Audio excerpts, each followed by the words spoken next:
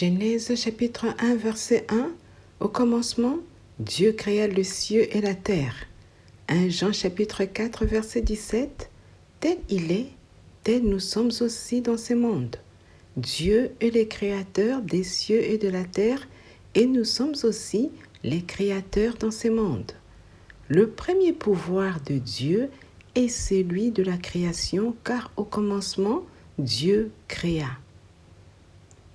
Ainsi, en tant que créateur, notre premier pouvoir est celui de la création de tout ce qui existe dans l'espace, à l'exemple d'une fusée, et sur la terre, à l'exemple de la création d'une vie, car Dieu a donné à l'homme et à la femme le pouvoir de créer une vie, une famille, une ville, une entreprise, une profession, une affaire, une maison, un site, une voiture, un avion, etc. Dieu a donné aux hommes le pouvoir de son intelligence de la création que tous les hommes n'arrivent pas à les faire exécuter car il leur manque le pouvoir de la parole. Genèse chapitre 1 verset 3, Dieu dit que la lumière soit et la lumière fut. Le deuxième pouvoir de Dieu est celui de la parole et son troisième pouvoir est celui de faire exécuter sa parole.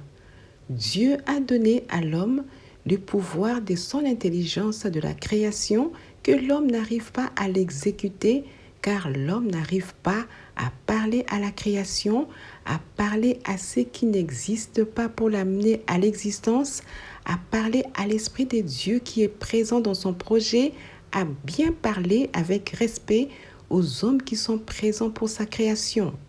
L'homme ignore la puissance de la parole qui fait exécuter afin d'aboutir à la création de sa famille, de sa maison, de son entreprise, de ses affaires, d'une ville, etc.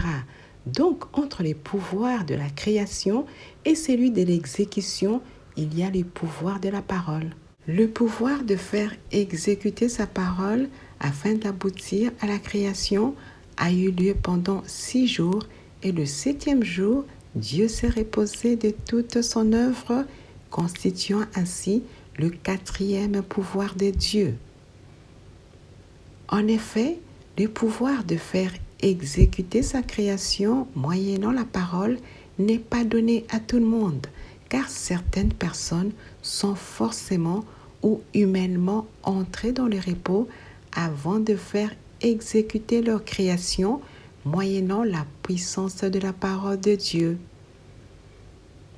Aujourd'hui, ces personnes ont le pouvoir de sortir de leur repos prématuré afin d'acquérir les pouvoirs divins de la création, de la parole et celui de faire exécuter. L'exécution de la création de Dieu s'est faite par la parole. L'homme doit parler ou prophétiser sur soi, sur sa famille, sur son ministère, sur son entreprise, sur ses affaires, en faveur de sa ville, de son pays, etc.